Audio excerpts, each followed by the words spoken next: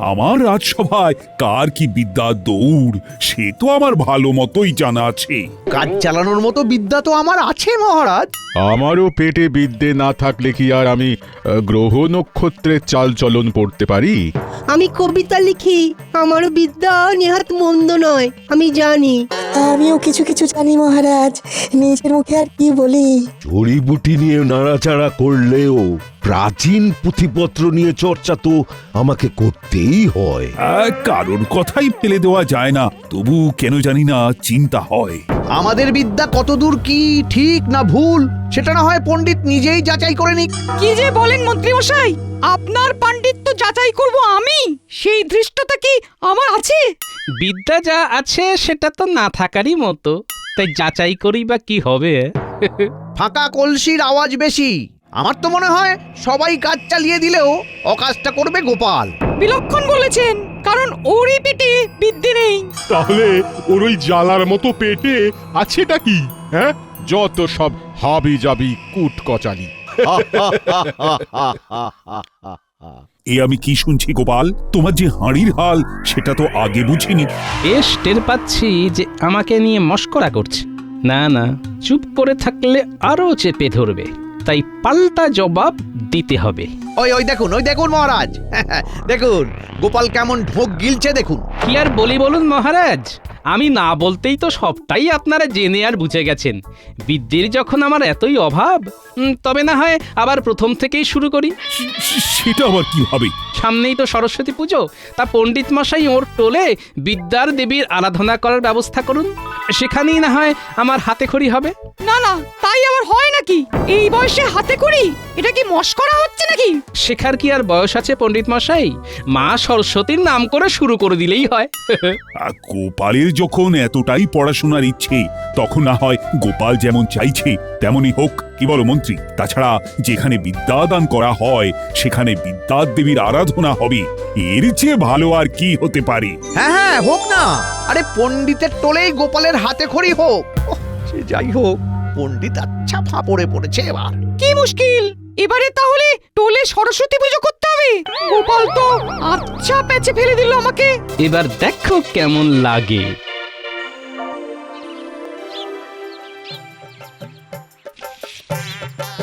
এই দেখো গিন্নি, আমি কিন্তু একেবারে কোমর বেঁধে নেমে পড়েছি।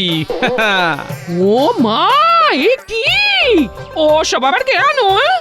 দুদিন পরেই যে আমার হাতে খড়ি হবে গিন্নি, তাই একেবারে সব জোগাড় করে নিয়ে এসেছি গিন্নি। বুড়ো বয়সে তোমার ভীমরাতি হয়েছে নাকি? আমি তো জানতাম তোমার অক্ষর জ্ঞান আছে, তাহলে আবার হাতে খড়ি করে কি হবে?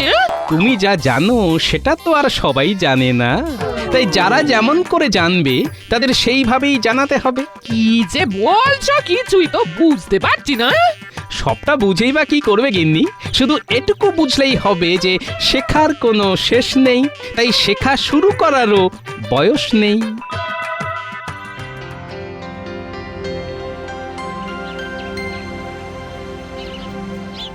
কিভাবে কি হবে কিছুই তো বুঝতে পারছি না। পুজোর জন্য সব ব্যবস্থা করা কি আর মুখের কথা? মহারাজ তো বলেই সার, এবার আমার যত মাথা ব্যথা। তোমার মাথা ব্যথা হলে আমি তার দাওয়াই। বলো না কি চাই, আমি হাজির করে দিচ্ছি। কি আর চাইবো মন্ত্রী মশাই, এই পুজো পুজো ভেবে যে আমার চোখে ঘুম নেই। আমি থাকতে এত চিন্তা করার কিছু নেই, আমি যখন আছি তখন সব সামলে দেব। সামলে দিলেই ভালো। উফ, গোপালের জন্য যে কোথা থেকে কি হয়ে গেল। গোপাল বেকায়দায় ফেলতে চাইলেও আমি ঠিক কায়দা করে উদ্ধার করে দেব। ঘাবড়াচ্ছ কেন? জোগাড় যন্ত্র সব হবে, শুধু মূল্য ধরে দিলেই হবে। সেই মূল্য অর্থ বের করাটাই তো আমার কাছে আরেক দুশ্চিন্তার কারণ। হ্যাঁ সে কি? তাহলে তো আবার নতুন করে ভাবনা চিন্তা করতে হবে দেখছি। আরে ওই ব্যাপারে মহারাজের কাছেও হাত পাতা যাবে না। কি যে করি। তোড়জোড় করার জন্য আমরা চলে এসেছি পণ্ডিত মশাই। হ্যাঁ পণ্ডিত মশাই, পুজোর ব্যাপারে আমাদের যা করতে বলবেন আমরা তাই করব।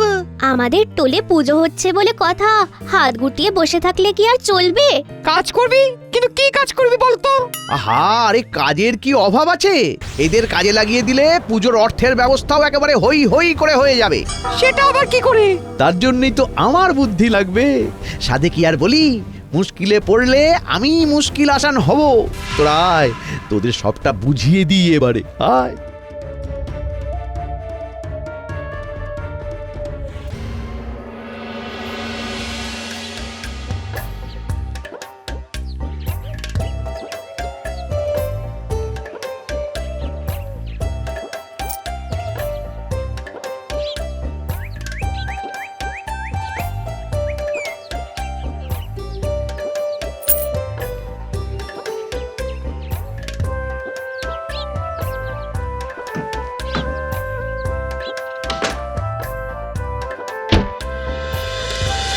এটা বেশ অন্যরকম একটা কাজ পেয়েছি তাই না রে? সে আর বলতে সবার কাছে গিয়ে চাঁদা চাইছি, কেউ দিচ্ছে কেউ দিচ্ছে না। না দিয়ে যাবে কোথায়? এই তো দেখ না কেমন করে চাইতে হয় দেখাচ্ছি। ও কাকু, আমাদের টোলের সরস্বতী পুজোর জন্য মুক্ত হস্তের দান করুন। তোদের টোলের পুজোয় আমি কেন দান করতে যাব? আহা, বাচ্চারা যখন আদর করে চাইছে ওদের তখন একটু খুশি করে দে না ভাই। সে নয় দিচ্ছি, তবে পণ্ডিত মশাই এইভাবে অর্থ সাহায্য নিলে তো মুশকিল।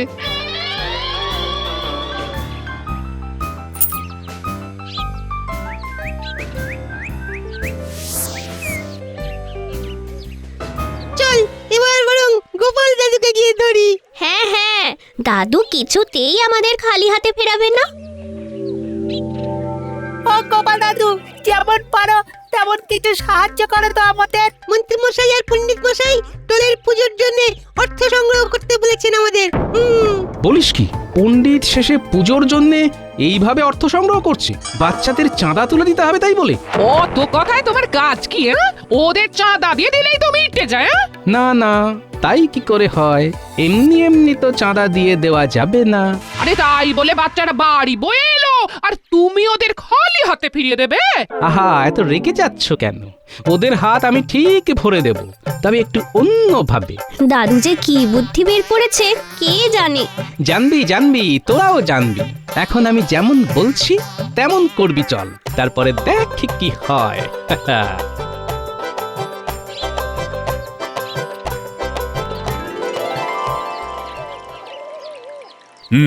তাহলে সবার কাজ শুরু করা যাক নাকি? কি বলো মন্ত্রী? হ্যাঁ হ্যাঁ, শুরু করে দিন মহারাজ। তবে গোপাল আজকে আবার ডুব দিয়েছে। হ্যাঁ, আজ বাদে কাল হাতে করি। গোপাল কি তবে সেই দিকেই মন দিয়েছে? তাই বলে সবার কাজে ফাঁকি দেবে? হ্যাঁ, এটা কি মগের মুলুক নাকি? সে যাই হোক, পণ্ডিত বলো দেখি পুজোর ব্যবস্থা কত দূর? পুজোর ব্যাপারে আমাকে জিজ্ঞাসা করুন মহারাজ। আমি বলছি পুজো নিয়ে কোনো কথা হবে না। হ্যাঁ হ্যাঁ, মন্ত্রী মশাই তো আমাকে উঠতে বসতে সুপরামর্শ দিয়ে সাহায্য করছেন। তাই আয়োজনে যে কোনো ফাঁক থাকবে না এটা কিন্তু আমি লিখে দিতে পারি। ভালো হলেই ভালো। সেই ভালোর জন্যই তো আপনার কাছে আসা মহারাজ। এই মরেছে, গোপাল আবার সাঙ্গপাঙ্গ নিয়ে হাজির হলো কেন? আবার আবার কোন প্যাঁচে ফেলবে না তো? ব্যাপার কি গোপাল? এই যে পণ্ডিত মশাইয়ের টোলের সরস্বতী পুজোর অনুদান সংগ্রহ করতে এসেছি মহারাজ। যা ভেবেছি ঠিক তাই, গোপাল আবার ঝামেলায় ফেলার মতলব করেছে। এই মরেছে, গোপাল তো হাটে হাঁড়ি ভেঙে ফেললো বলে মনে হচ্ছে। ইস, এইসব কি হচ্ছে গোপাল? এটা আবার কি? তেমন কিছু নয় মহারাজ, ওই পণ্ডিত মশাই বাচ্চাদের যেমন করতে বলেছেন আমি তাদের দিয়ে তাই করাচ্ছি। তা তোমাকে আবার শিং ভেঙে বাছুরের দলে ঢুকতে কে বলেছে? শরীরটা বড় হলেও বোধ বুদ্ধির দিক থেকে তো আমি বাচ্চা মন্ত্রী মশাই।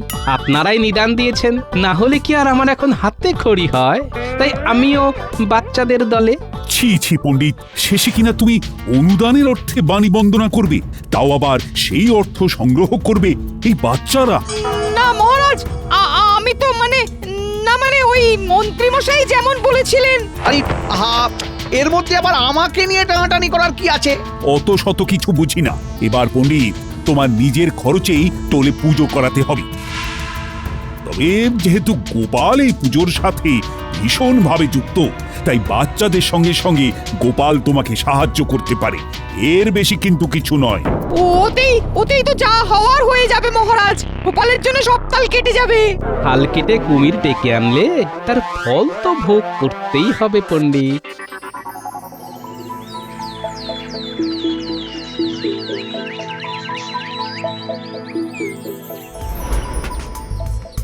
কি ঝকমারি কাণ্ড হলো এবার। এদিকে ফল মিষ্টি দশকর্মা থেকে প্রতিমা সব আনা বাকি। গোপালই তো পাকা ধানে মইটা দিয়ে দিল। সেটা তো দেখতেই পেলাম, কিন্তু বাকি কাজ কিভাবে সামলাবো সেটাই তো বুঝতে পারছি না। তাহলে আর কি, আমাকেই হাত লাগাতে হবে। সেই ঘুরে তো পালি। মহারাজ এমন ফতোয়া দিয়েছেন যাতে গোপাল যখন তখন এসে পুজোর আয়োজনে নাক গলাবে। তার মানে গোপালকে দায় দায়িত্ব দেওয়া যেতেই পারে। সেটা কি দেওয়া ঠিক হবে? সেটা তো দিতেই হবে, আর তাহলে গোপালকে কলে ফেলা আরো সহজ হবে। হ্যাঁ, দাও দাও দাও, গোপালকে আরো বেশি বেশি পুজোর দায়িত্বটা দাও। বাকিটা আমি ব্যবস্থা করে রাখছি। কেমন?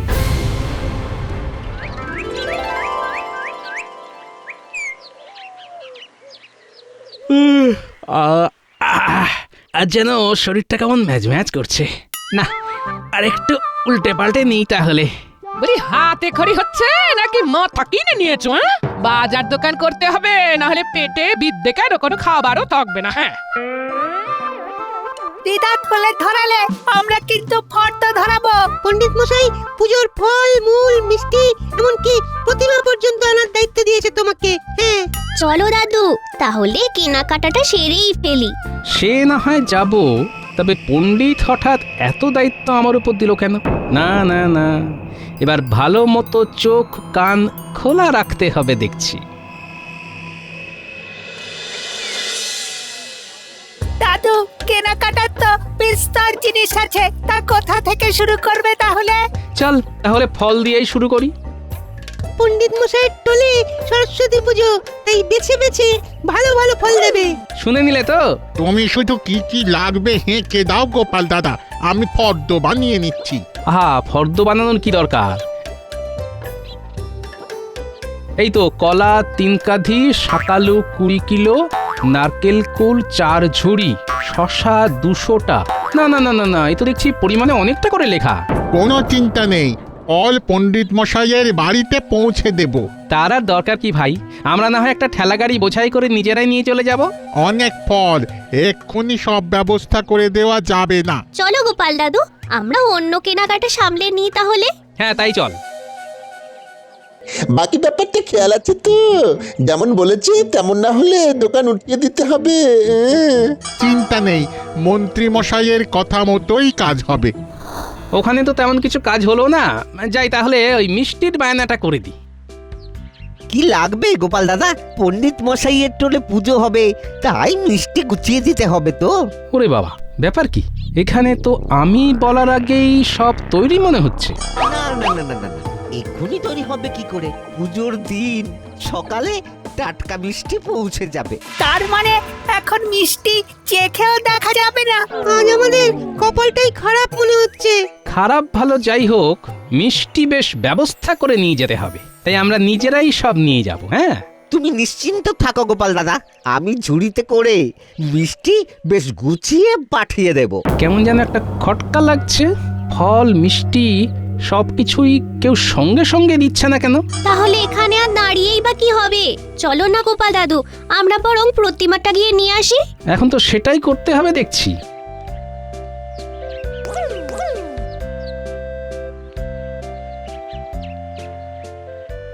এই যে ভোলা দাদা, এবারটা তো ভালোই সামলে দিলে, তবে মন্ত্রীমশাইয়ের কথা আবার মনে করিয়ে দিতে হবে না তো?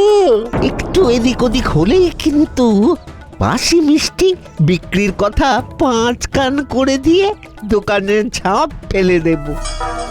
কথাটা যেন খেয়াল থাকে। কাজ তো মন্ত্রী মশাইয়ের কথা মতোই হবে, সেটা নিয়ে ভাবতে হবে না। তাহলে আমরা আর কিছু ভাবছি না। হ্যাঁ, ও গোপাল দাদু, এত কি ভাবছো বলো তো? হ্যাঁ, তোমার কি কোনো প্রতিমাই পছন্দ হচ্ছে না নাকি? দাদুর চোখ কি আর আমাদের মতো যে যেটাই দেখবে সেটাই পছন্দ হয়ে যাবে? না না, ঠাকুরের মূর্তি কি আর অপছন্দের হয়? তবে তারই মধ্যে একটু দেখে শুনে নিতে হয়। দেখাশোনা নিয়ে ভেবো না গোপাল দাদা, সবটাই আমি দেখে শুনে দেব। দেব না করে এখনই দাও দেখি, আমরা একেবারে সঙ্গে করে নিয়ে যাব। না না, এখনো অনেক ছোট ছোট কাজ বাকি আছে, তবে চিন্তা নেই, পুজোর আগে সময় মতো ঠিক পৌঁছে দেব। ওই দেখো, এখান থেকেও তো খালি হাতে ফিরে যেতে হবে। কি আর করা যাবে? একদম ভালো লাগছে না, কোনো কিছুই তো সঙ্গে করে নিয়ে যেতে পারছি না। তাই প্রতিমা না নিয়ে আমরা যাব না। সবটাই তো মানিয়ে গুছিয়ে নিতে হবে, তাই বায়না না করে আয়, আমি যেটা বলছি সেটা মন দিয়ে শোন।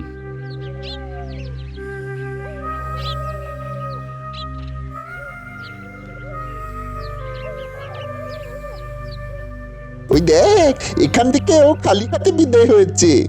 চল বটা চল, এবার আমাদের ওই কুচির কাজটা সেরে ফেলি। কোনো চিন্তা নেই গোপাল দাদু, আমরা তোমার কথা মতোই কাজ করব। এই তো, আমাদের যেটা নেওয়ার সেটা সরিয়ে নিয়েছি, এটা আবার আমরা মন্ত্রীমশাইকে উপহার দেব। আমি না হয় সাজিয়ে গুছিয়ে পণ্ডিত মশাইয়ের বাড়ি প্রতিমা পাঠিয়ে দেব।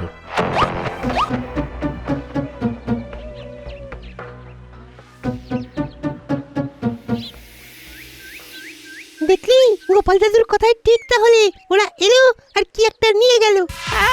পেছন থেকে মন্ত্রী মশাই কলকাঠি নাড়ছে বলে তো মনে হচ্ছে।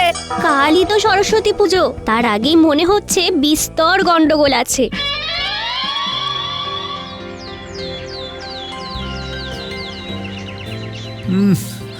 আমি তৈরি হয়ে দাঁড়িয়ে আছি, কিন্তু সভাসদদের কারোর তো দেখা নেই। এই তো আমরা এসে গেছি মহারাজ, আজ বাদ দিলাম বাকি সব কাজ। সেটা তো দিতেই হবে। আজ পণ্ডিত মশাইয়ের টোলে সরস্বতী পুজো হচ্ছে বলে কথা। কিন্তু মন্ত্রী নেই কেন? তার তো এতক্ষণে হাজির হয়ে যাবার কথা। আগে মন্ত্রী মশাই পুজোর আগে ওই নিম হলুদ বাটা মেখে স্নান করে শরীর ও মন শুদ্ধ করছেন। হ্যাঁ, বলো কি? শুধু তাই নয় মহারাজ, পুষ্পাঞ্জলি দেওয়ার আগে কিছু খাবেনও না বলে দিয়েছেন।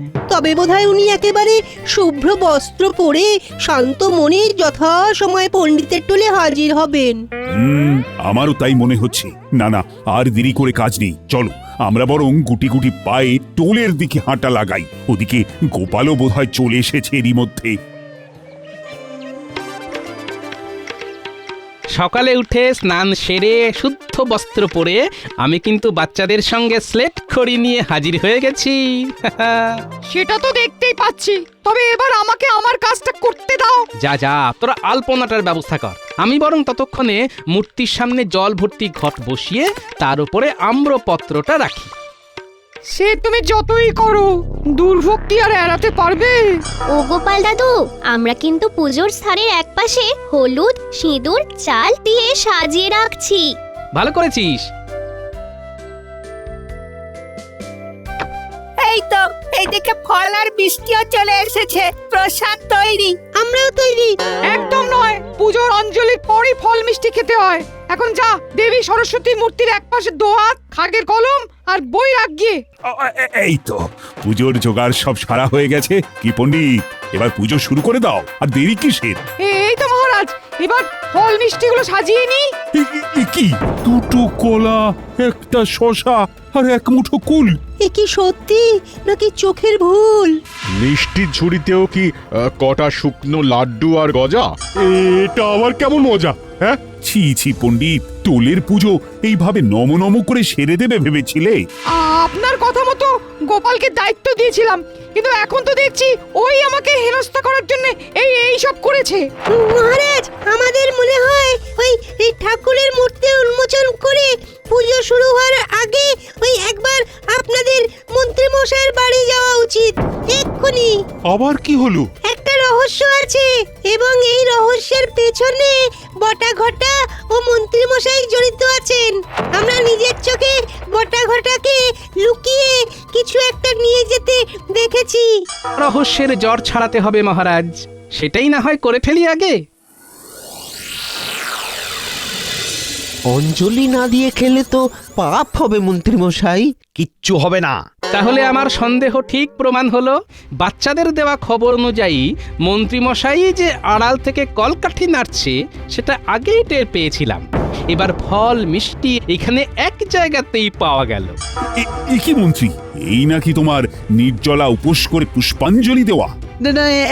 মানে হ্যাঁ, মানে আপনারা এখানে এখন? সব দায়িত্ব পেয়ে আর দোকানীদের আচরণ দেখে আমার আগেই খটকা লেগেছিল। তারপরে বটা ঘটা কিছু একটা সরিয়ে ফেলছে, এই খবরটা পাওয়ার পরে বুঝতে অসুবিধে হয়নি যে কে কাকে হেনস্থা করার চেষ্টা করছে মহারাজ। তাহলে টোলে দু চারটে ফল মিষ্টি পাঠিয়ে বাকি সব নিজের কাছে রেখে তোয়াজ করে খাওয়ার মতলব করেছিলে তুমি। পণ্ডিতেরও এতে সায় ছিল মহারাজ। বটে, তলায় তলায় এত কিছু। আচ্ছা, পণ্ডিতের ব্যবস্থা আমি পরে করছি, তবে এবার সমস্ত গ্রামবাসীদের জন্য নিজের খরচে ফল মিষ্টি প্রসাদের ব্যবস্থা করবে মন্ত্রী। টোলে পুজো হওয়ার পরে আমি নিজে সব বিতরণ করব। এবারের মতো আমাকে ছেড়ে দিন মহারাজ। এখন সমস্ত কিছু জিনিসপত্র গুছিয়ে টোলে নিয়ে এসো, আমরা এগোলাম। একটু পরেই পুজো শুরু হবে।